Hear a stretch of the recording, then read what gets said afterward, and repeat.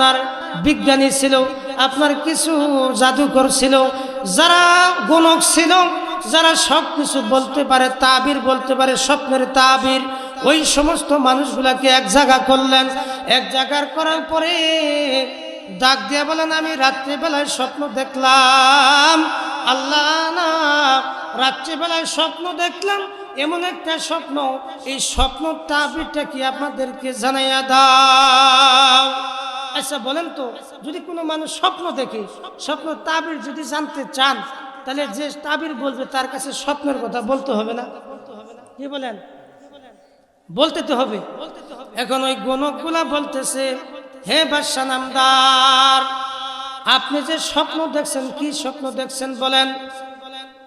বক্তে নসর ডাক দিয়ে বলেন, কি যে স্বপ্ন দেখছি এখন জানি না। বলেন আল্লাহু আকবার। কি স্বপ্ন দেখছি তাও জানি না, মনে নাই। কৌশলালা কে? কৌশলালা কে? তখন বলে যে, তোমরা এই স্বপ্ন, কি স্বপ্ন দেখলাম এটাও বলবা, আবার যে আমি কি স্বপ্ন দেখলাম এটাও বলবা, এই স্বপ্নের তাবিরটাও বলবা। তারা ডাক দিয়ে বলে, বাদশা, আপনি যে স্বপ্ন দেখছেন, এই স্বপ্ন যদি আপনি নিজে না বলেন, কি স্বপ্ন দেখছেন, কেমন স্বপ্ন দেখছেন, স্বপ্নটার রং কি, স্বপ্নটা কিভাবে আসলো, এইটা যদি আপনি না বলতে পারেন, তাহলে কেমনে স্বপ্নের তাবির বলবো? তিনি বললেন, তা বলতে হবে। তারা বলে, আমরা জানি না। এই সময় আল্লাহ পাক রাব্বুল আলামিন ইলহাম পাঠাই দিলেন, খবর পাঠাই দিলেন। আল্লাহ পাক আরশে আজিম থেকে হযরতে দানিয়াল আলাইহিস সালামকে পাঠাই দিলেন। আরে দানিয়াল, নিয়ামত আগে কাকে বলা হয় সেটা আপনারা বুঝে নেন। সব টাকা কিন্তু বাবা নিয়ামত নয়, সব জমি জমা কিন্তু নিয়ামত নয়, সব সন্তান কিন্তু নিয়ামত নয়, সব সন্তান কিন্তু নিয়ামত নয়। কিছু টাকা আছে যেগুলা নিয়ামত নয়। যে টাকাগুলা দুনিয়ার জমিনে আপনি ভালো রাস্তায় খরচ করবেন, যে টাকা দিয়ে আপনার দুনিয়া ও আখিরাতের সম্বল অর্জন হবে, যে টাকা দিয়ে আপনার দুনিয়ায় সম্মান বাড়বে, যে টাকা দিয়ে আপনার আখিরাতের সম্বলগুলা আগাবে, যে টাকার মাধ্যমে আপনার আখিরাত লাভ হবে, ওই টাকাগুলো হলো নিয়ামত।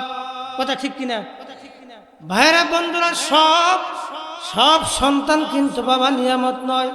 কিছু সন্তান আছে যারা খারাপ কাজ করে, ওই সন্তানগুলো কিন্তু নিয়ামত নয়। এমন সন্তান আছে যে সন্তান দ্বারা আপনার আমার দুনিয়ার জমিনে আপনার বেজ্জতি হওয়া লাগে। এমন কিছু সন্তান আছে দুনিয়ার জমিনে বেজ্জত হবেন, কিন্তু আখিরাত আপনি হারাবেন। কিন্তু বাবা এমনও কিছু সন্তান দুনিয়ার জমিনে আপনাকে আমাকে আল্লাহ পাক দান করলেন, ওই সন্তানগুলো আপনার দুনিয়াতে যেমন সম্মান বাড়াবে, আল্লাহ পাক ওই সন্তান দ্বারা আখিরাতকে আপনাকে আগায় দিবে। কথা বলেন ঠিক কিনা? এমন কিছু সন্তান আছে যে দ্বারা আপনার দুনিয়াতে বেজ্জত হওয়া লাগে। কথা ঠিক কিনা? আল্লাহ পাক আপনাকে আমাকে যেন সকলকে সুসন্তান দান করেন। সকলে বলি আমিন। ভাইরা রাগ করতেছেন? এটা হলো বাস্তব কথা। এই জন্য সব টাকাই কিন্তু নিয়ামত নয়, সব সন্তানই নিয়ামত নয়। এমন কিছু টাকা আছে, ময়মনসিংহের একটা খবরে আপনি দেখছিলাম যে আপনার একটা ব্যাংকে ডাকাতি করছে 17 লক্ষ টাকা। এটা আমরা একটা কাগজে দেখছিলাম, 17 লক্ষ টাকা ডাকাতি করছে। দেখেন বাবা, ওই টাকা কি নিয়ামত? ওই টাকা কি নিয়ামত? কিন্তু তারা ডাকাতি করার পরে রাত্রিবেলায় ডাকাতি করছে, কিন্তু সিএনজির ভিতরে নিয়ে সারা রাত্রি ঘুরে। কিন্তু তার মনের আশা ছিল যে এই টাকাগুলো নিয়ে আমরা কি করব? আমরা শান্তি অর্জন করব। কিন্তু ওই টাকা যখন তিনি ডাকাতি করলেন, ওই সময় তার শান্তি হয়েছে না পেরেশানি হয়েছে?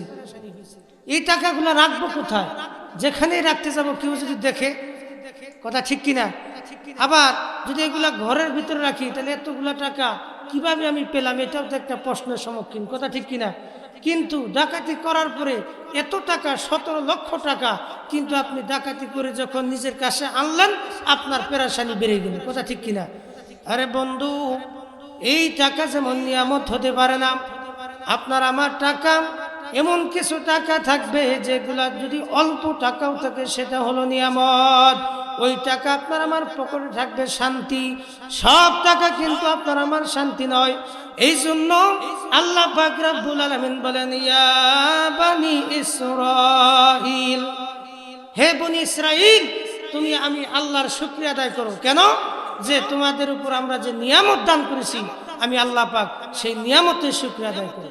যেটা আপনাদের বলছিলাম যে বনি ইসরাইলকে কি নিয়ামত দান করছে, যে আল্লাহ পাক আসমান থেকে মান্না সালোয়া খাবার ওই বনি ইসরাইলকে দান করছে। বলেন সুবহানাল্লাহ।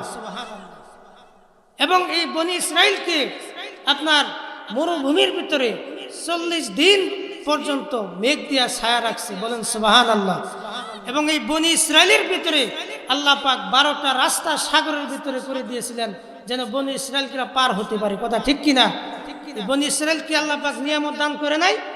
এই জন্য আল্লাহ পাক রব্বুল আলামিন, ইয়া বানি ইসরাঈল উযকুরু নি'মাতি আল্লাতী, আমি আল্লাহ পাকের কি করো? শুকরিয়া আদায় করো। কারণ আমি আল্লাহ পাক তোমাদেরকে বিভিন্ন নিয়ামত দান করেছি। যদি শুকরিয়া আদায় না করো তাহলে কি করে দেব? আযাব দিয়ে দেব। ঠিক এই বনি ইসরাঈল আস্তে আস্তে এমন নিয়ামত থেকে বঞ্চিত হয়ে গেলেন যে মান্না সালোয়া আসা বন্ধ হয়ে গেল। সমস্ত নিয়ামত আল্লাহ পাক বনি ইসরাঈলের উপর থেকে তুলে নিলেন। কথা ঠিক কিনা? যখন কোনো জাতি, যখন কোনো মানুষ, কথাগুলো খুব খেয়াল করে শুনুন, যখন কোনো মানুষ, যখন কোনো জাতি আল্লাহ পাকের নিয়ামত থেকে বরখাস্ত হয়ে যায়, নিয়ামত ছেড়ে দেয়, অর্থাৎ শুকরিয়া ছেড়ে দেয়, আল্লাহ পাক ওই জাতির উপরে নিয়ত করেন যে তিনি আযাব দিবে। কথা ঠিক কিনা? এই জন্য ভাইরা বন্ধুরা, কত কিছু বলে যাই, আমার মালিককে বলে যাই, রসুলকে বলে যাই, আলোচনা, কোরআনের আলোচনার মহব্বত আমাদের ভিতরে ঢোকে না। এই জন্য ভাইরা, যে জায়গার ভিতরে কোরআনের আলোচনা করা হয়, মহব্বতের আলোচনা, হাদিসের আলোচনা, ইন্নামাল মুমিনুনাল্লাযীনা ইযা যুকিরাল্লাহ ওয়াজিলাত কুলুবুহুম ওয়া ইযা তুলিয়াত আলাইহিম আয়াতু যাদাতুহুম ঈমানা ওয়া আলা রাব্বিহিম ইয়াতাওয়াক্কালুন। যে জায়গায় কোরআনের আলোচনা করা হয়, আল্লাহ পাকের আলোচনা করা হয়, ওই মানুষটা যদি মুমিন হয়, ওই মানুষের অন্তরটা ভয়ে কম্পিত হয়ে যায়। ওই মানুষের ভিতরে যদি কোনো আল্লাহ পাকের ওই কলবের ভিতরে যদি আপনারা আল্লাহর ভয় আসিয়া যায়, ওই মানুষটা যখন কানের ভিতরে কোনো কোরআনের আলোচনা যায়, আল্লাহ পাকের ভয়ের আলোচনা যায়, যে জায়গার ভিতরে আল্লাহ পাকের যখন কোনো বান্দা, কোনো মুয়াজ্জিন আযান দেয়, আল্লাহু আকবার, আল্লাহু আকবার, আশহাদু আল্লা ইলাহা ইল্লাল্লাহ,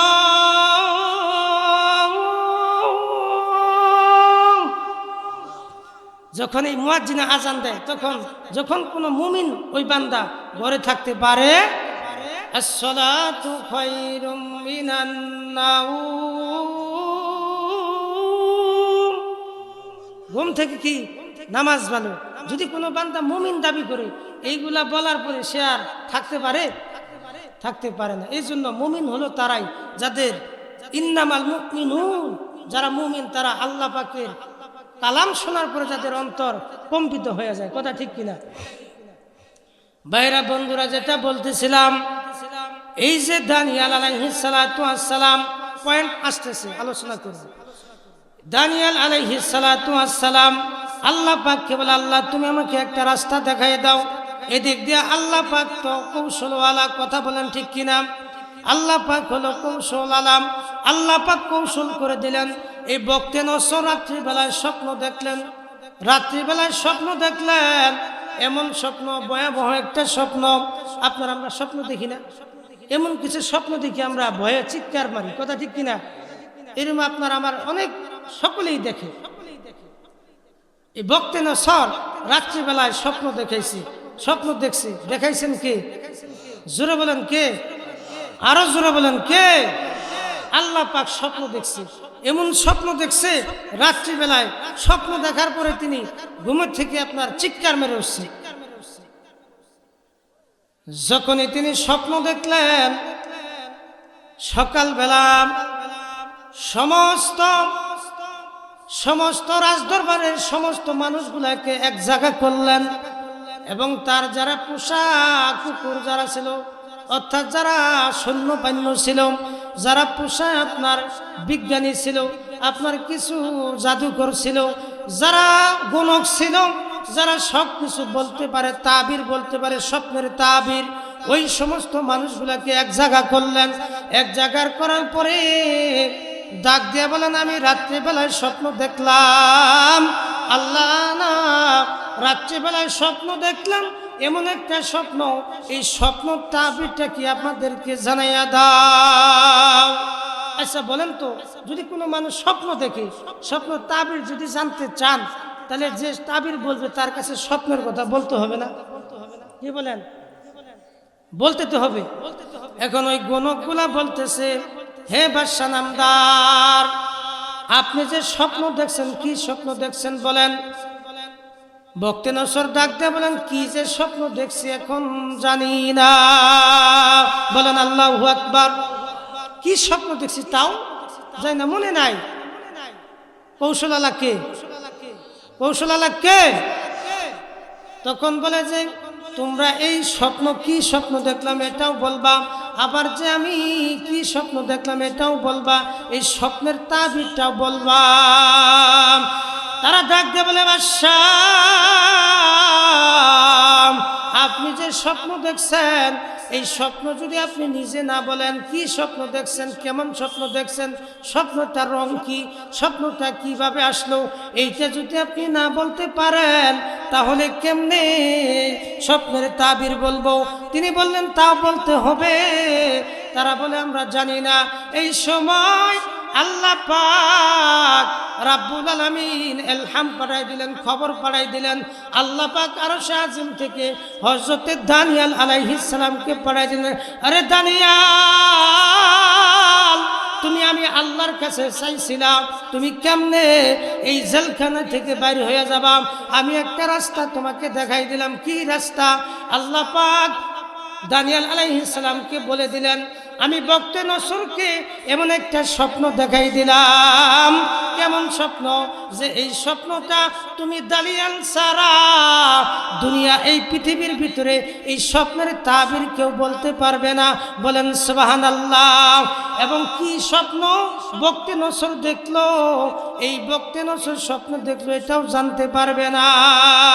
ওই যে জেলখানার দারোয়ান, তার কাছে বলেন, আপনার বাদশা দানিয়েল আলাইহিস সালাম বলেন, বক্তে নসর কি স্বপ্ন দেখলো, এই স্বপ্নটা আমি বলে দিতে পারবো এবং এই স্বপ্নের তাবিরও বলে দিতে পারবো। বলেন সুবহানাল্লাহ। তিনি বললে, সত্যিই তুমি পারবা? হ্যাঁ, সত্যিই পারবো। আপনার দারোয়ান ডাক দিয়ে বলেন, দানিয়েল, তুমি যদি স্বপ্নের তাবির বলে দিতে পারো, যদি তুমি কি স্বপ্ন দেখছো এটাও বলে দিতে পারো, তাহলে তোমারও লাভ, আমারও লাভ। আমার প্রমোশন বেড়ে যাবে তোমাকে খবর দেওয়ার কারণে, তোমাকে আমি বাদশার কাছে নিয়ে যাওয়ার কারণে। খুশির সংবাদ যখন শুনবে, দানিয়েল আলাইহিস সালাম স্বপ্ন কি দেখছে এটাও বলে দিতে পারছে এবং স্বপ্নের তাবিরও বলে দিতে পারছে, আমারও সম্মান বাড়বে, তোমারও সম্মান বাড়বে। দানিয়েল ডাক দিয়ে বলে, স্বপ্নের তাবির কিন্তু আমি এমনি বলবো না, আমার সহ 70,000 উম্মত সহ আমাকে এই জেলখান থেকে, বন্দি থেকে হেফাজত করে খালাস করে দেওয়া লাগবে। বলেন সুবহানাল্লাহ। রাস্তা দেখানির মালিক কে? আল্লাহ। এই সময়ের ভিতরে দানিয়েল আলাইহিস সালাতু ওয়াস সালামকে, দানিয়েল আলাইহিস সালাতু ওয়াস সালামকে বক্তে নসরের দরবারে, বাবা খুব খেয়াল করে শুনেন, বক্তে নসরের দরবারে যখন দানিয়েল আলাইহিস সালামকে উপস্থিত করলেন, ডাক দিয়ে বলেন, বাদশা,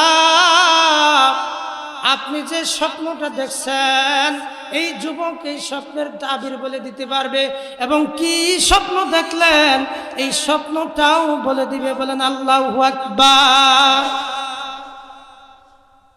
যখন তিনি এই কথা বললেন, দানিয়েল আলাইহিস সালাতু ওয়াস সালাম বক্তে নসরের দরবারে বাবা যখন যাবে, বক্তে নসরের দরবারে দরজার ভিতরে, রাজপ্রাসাদের দরজার ভিতরে এরকম গেটের ভিতরে একটা শিকল লাগানো আছে।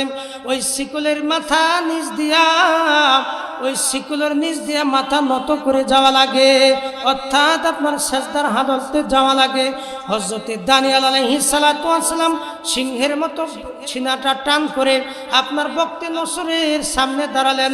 বলেন সুবহানাল্লাহ। বক্তে নসর ডাকবে, দানিয়েল তুমি কেমন, তুমি কেমন? এই যে শিকলটাকে তুমি দেখো নাই, এই শিকলের নিচে যে বান্দাগুলো আসবে, যে মানুষগুলো আসবে, ওইটা মানুষ আমি বক্ত নসরের বয়ে সেজদার হালতে আসা লাগবে, তোমার তো সাহস কম না। বক্তে নসরকে দানিয়েল বলে, হে বাদশাহ, এই সেজদাটা আমি কেন দেই নাই? আগে আপনি আমার বক্তব্যটা শুনে যান। কয় কি স্বপ্ন, কি বলো তুমি, কি বক্তব্য? দানিয়েল আলাইহিস সালাম ডাক দিয়ে বলেন, এই জায়গার ভিতরে যদি আমি মাথা নত করে ঢুকতাম, আমিও মারা যাইতাম, আপনিও মারা যাইতেন। বলেন আল্লাহু আকবার। আরো জোরে বলেন আল্লাহু আকবার। বাদশা ডাক দিয়ে বলেন, দানিয়েল এটা তুমি কেমন কথা বললা? বনি ইসরাইল, এই যে দেখেন এই আয়াতের তাফসীর কিন্তু হইতেছে, বুঝেন, বনি ইসরাইলের এই যে বক্তে নসর ডাক দিয়ে বলেন, হে দানিয়েল সাজদা দিয়ে আসলে শিকলের নিচ দিয়া তুমিও মারা যাবা, আমিও মারা যাব, এটা কেমন কথা বললাম? দানিয়েল আলাইহিস সালাম ডাক দিয়ে বলে, বাদশাহ আপনি যে স্বপ্ন দেখছেন এই স্বপ্নটা আমার আল্লাহ ওই জেলখানার ভিতরে আমাকেও জানাই দিছে। বলেন সুবহানাল্লাহ। আরে বাদশাহ আপনি যে স্বপ্নটা দেখলেন এই স্বপ্নটা দুনিয়ার ভিতরে আপনি ছাড়া, আমি ছাড়া এই স্বপ্নর খবর কেউ জানে না। অর্থাৎ আমাকে যদি এই মাথা নিচা করে এই জায়গা থেকে আসা লাগে, আল্লাহ পাক যে আমাকে এই স্বপ্নটা দেখাইলো, কি স্বপ্ন আপনি দেখলেন, এটা আল্লাহ পাক আমাকে বুলাইয়া দিত। আর যখনই আমাকে এই স্বপ্নের কথা বলে যাইতো, ওই সময় যেহেতু আমাকে এখানে নিয়ে আসা হলো, তার কারণ হলো আমি হলো স্বপ্নের তাবির বলবো। অর্থাৎ যখন আল্লাহ পাক আমার এই মেমোরি থেকে এই স্বপ্নের খবরটা যখন আউট করে নিয়ে যাইতো, অর্থাৎ আপনাকে ভয় করে যদি আমি সাজদা দিতাম, তাহলে তো আল্লাহ এই খবরটা আমার মাথা থেকে নিয়ে যাইতো। কথা বলেন ঠিক কিনা? ওই সময় আপনি একটা তরবারি নিয়ে আমার কল্লাটা আলাদা করে নিতেন। কথা বলেন ঠিক কিনা? বক্তে নসর ডাক দিয়ে বলেন, দানিয়েল তাহলে তুমি তো মারা যাইতা, তার বিশ্লেষণ পাইলাম, আমি মারা যাইতাম কেমনে? দানিয়েল আলাইহিস সালাম ডাক দিয়ে বলেন, বক্তে নসর বাদশাহ যখন আমি ওই জায়গার ভিতর মাথাটা নিচা করে ফেলতাম, যখন আমার ওই মাথা থেকে ওই স্বপ্নের তাবিরটা, স্বপ্নটা আমার মাথা থেকে উড়ে যাইতো, ওই সময় আমি তো এই দুনিয়ার ভিতরে এই স্বপ্নের তাবির তো আমি ছাড়া কেউ জানে না। অর্থাৎ আপনি যে স্বপ্নটা দেখছেন ভয়াবহ একটা স্বপ্ন আমি দেখলেন, যে স্বপ্নটার জন্য আপনি পাগল হয়ে গেছেন তাবির জানার জন্য, যে স্বপ্নের তাবির আপনার জানাই লাগবে, এই স্বপ্নের তাবির যদি আপনি জানতে না পারেন, আপনি এক পর্যায়ে এই স্বপ্ন নিয়ে ভাবতে ভাবতে ভাবতে ভাবতে এক সময় আপনি খানা পিনা ছেড়ে দিতেন। কারণ কৌশলওয়ালা কে? জোরে বলেন কে? আল্লাহ পাক আপনার মনের ভিতরে, দিলের ভিতরে এমন একটা ভয় আল্লাহ পাক ঢুকিয়ে দিয়েছেন যে এই স্বপ্নের তাবিরটা আপনার জানাই লাগবে। সুতরাং যখন আমি মাথাটা নিচা করতাম ওই সময় আমি তো স্বপ্নর তাবির বলতে পারতাম না। এক পর্যায়ে আপনি চিন্তা করতে করতে আপনি মারা যাইতেন। কথা বলেন ঠিক কিনা? কথা ঠিক কিনা? এই জন্য ভাইরা বন্ধুরা,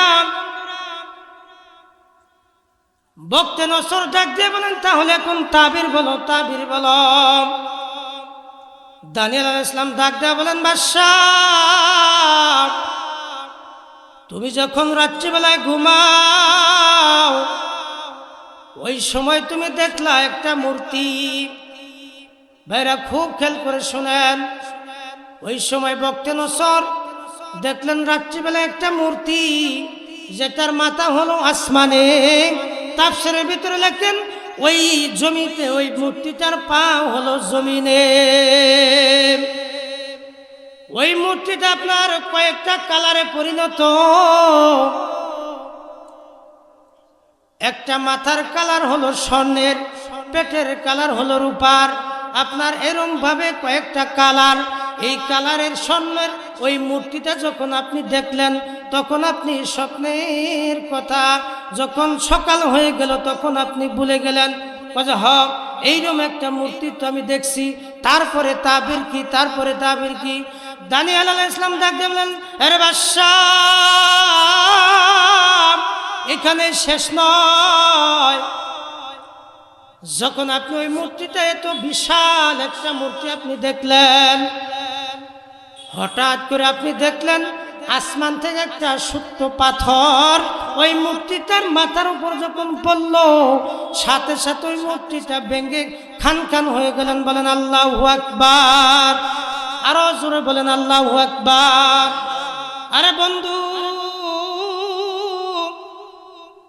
বক্তে নসর ডাক দিয়ে বলেন, দানিয়েল তারপরে কি? তারপরে কি? তারপরে তাবির কি? দানিয়েল আলাইহিস সালাম ডাক দিয়ে বলেন, বাদশাহ এই স্বপ্নটা কেন আপনি দেখছেন জানেননি? কই কেন দেখলাম? কেন দেখলাম? এই যে বিশাল বড় একটা স্বপ্ন আপনি দেখলেন, একটা মূর্তি আপনি দেখলেন, অর্থাৎ আল্লাহ পাক রব্বুল আলামিন আপনার এই সারা জগৎটাকে স্বর্ণ দিয়া, অর্থাৎ এই পুরা পৃথিবীটা একটা স্বর্ণের মতো, কিন্তু আল্লাহ পাকের কাছে কোনো দাম নাই। তার কারণ হলো এই যে সারা দুনিয়ার ভিতরে যা কিছু আল্লাহ পাক আছে সমস্ত কিছু একটা মূর্তিতে পরিণত করলেন। আপনি যেহেতু বাদশাহ, এই বাদশাটা আর একটা যখন পার্থ যখন এই যে মূর্তিটার উপরে বলল, অর্থাৎ এমন একটা আপনি যে মূর্তির পূজা করেন, যে মূর্তির পূজা করেন, এই মূর্তিটাকে ভাঙ্গার জন্য আখিরি নবীর একটা পয়গাম্বর আসবে। আখিরি নবীর একটা পয়গাম, ওয়ামা আরসালনাকা ইল্লা রাহমাতাল লিল আলামিন। আল্লাহ পাক রব্বুল আলামিন, আল্লাহ পাক রব্বুল আলামিন এমন একটা নবী, শেষ নবী হিসেবে পাঠাবেন। সমস্ত মূর্তিগুলাকে ভেঙ্গে এই ছোট্ট একটা পাথরের মতো যখন নিক্ষেপ করবে, সমস্ত মূর্তিগুলা ভেঙ্গে খান খান হয়ে যাবে।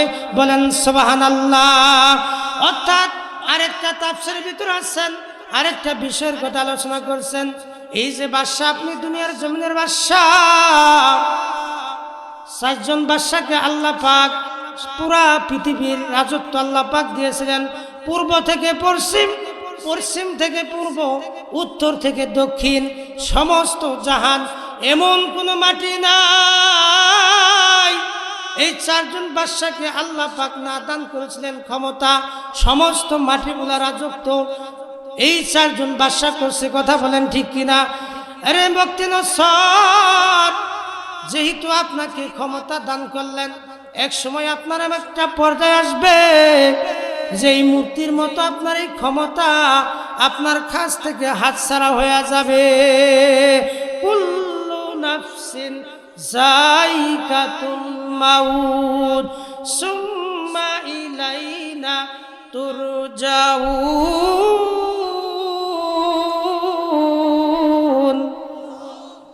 কথা ঠিক কিনা? এই জন্য ভাইরা বন্ধুরা, এইটা আপনাকে আল্লাহ পাক এইটা সূরা একটা চিত্রের মতো আপনার সামনে ধরিয়া রাত্রিবেলায় আপনাকে দেখাইছে। বলেন সুবহানাল্লাহ। লা ইলাহা, জিকির করেন লা ইলাহা, লা ইলাহা, লা ইলাহা, মহব্বতে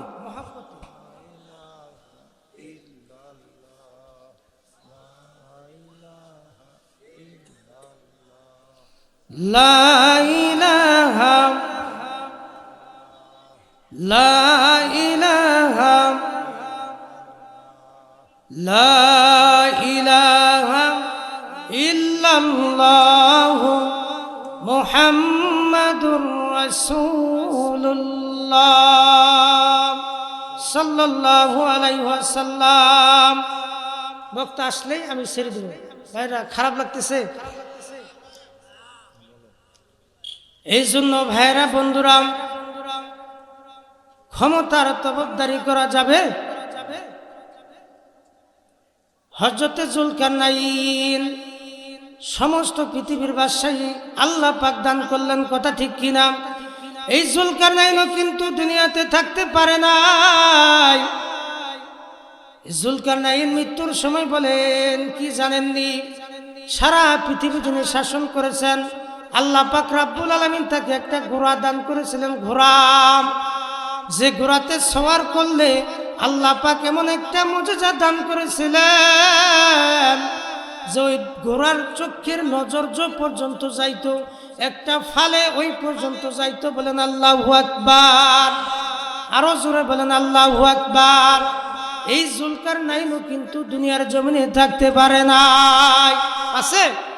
এই জুলকারনাইন ডাক দিয়ে বলে মৃত্যুর পূর্বে, আরে সন্তান, আরে আমার মহব্বতের সন্তান, আমি যখন মারা যাব আল্লাহ যে আমাকে এত বড় দায়িত্ব দান করেছিলেন, এত বড় বাদশাহী আল্লাহ পাক আমাকে দিয়েছিলেন, এই বাদশাহী কিন্তু আমার সাথে যাবে না।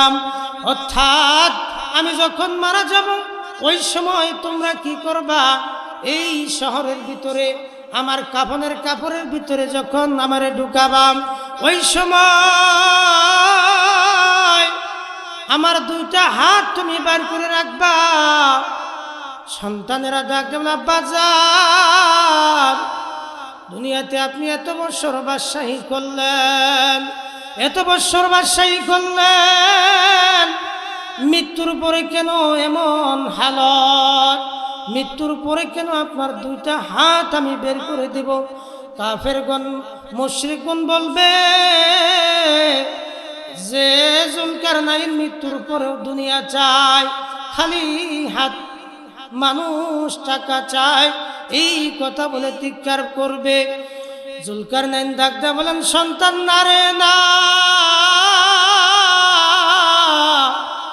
হাকিকত হলো এটা যে জুলকারনাইন বুঝাইতে চায়, আরে দুনিয়ার মানুষ, আমি কিন্তু জুলকারনাইন সারা দুনিয়াটা শাসন করলাম, মৃত্যুর সময় আমি কিন্তু খালি হাতে রওয়ানা, দুনিয়া হাম মুসাফির হয়, কবর আখির ঠিকানা, कोई आगे रवाना है कोई पीछे रवाना। কথা ঠিক কিনা? এই জুলকারনাইনও বলে, সন্তান, দুনিয়ার ভিতরে যখন আমি চলে যাব দুইটা হাত বের করে দিবা। আপনি আমি যত বড় বাহাদুরি করি বাবা, একদিন না একদিন আপনাকে চলে যেতে হবে। এই জন্য হযরতে মুল্লাহ বুজুর্গ এক বান্দা ছিলেন, বাবা এই কথা বলে শেষ করে দিব। বুজুর্গ এক বান্দা ছিলেন, কেমন আল্লাহ পাকের পেয়ারা ছিলেন, এমন আল্লাহ পাকের পেয়ারা ছিলেন। মক্কার জমিনে 40 বছর তিনি অবতরণ করলেন, 40টা বছর সে জায়গায় থাকলেন। আবার তিনি মক্কার জমিনে শেষ জামানা হলো, শেষ তার মনের তামান্না হলো মদিনাতে যে কাটাবেন, মদিনাতে যাবেন, মদিনায় তিনি শেষ নিঃশ্বাস ত্যাগ করবেন। এবং মদিনাতেই তার যেন দাফন হয়। মদিনাওয়ালা কামলিওয়ালা তার সাথে যেন কাল হাসরের ময়দানে দাঁড়াইতে পারে। চিৎকার মেরে বলেন সুবহানাল্লাহ। এক একজনের মনের চাহিদা একরকম, কথা ঠিক কিনা? কি বলেন? আল্লাহর পেয়ারা বান্দা যারা, ইয়া আইয়ুহাল্লাযীনা আমানু ওয়া কুনু মা'আস সাদিকিন, আল্লাহর পেয়ারা বান্দাদের সফর সঙ্গী হতে বলছে, কথা ঠিক কিনা? কিন্তু হযরত মালিক রাহমাতুল্লাহ আলাইহি মদিনাওয়ালা অর্থাৎ আল্লাহ রসুলের সাথে কাল হাসরের ময়দানে উঠতে চায়। তার কারণ হলো আপনার আমার নবী শুয়ে আছেন কোন জায়গায়? জোরে বলেন, মদিনায়। ইমাম মালিকেরও তামান্না মদিনায় মরমু, মদিনায় কাল হাসরের ময়দানে ইমাম মালিক আল্লাহ রসুলের সাথে দাঁড়াবে। বলেন সুবহানাল্লাহ।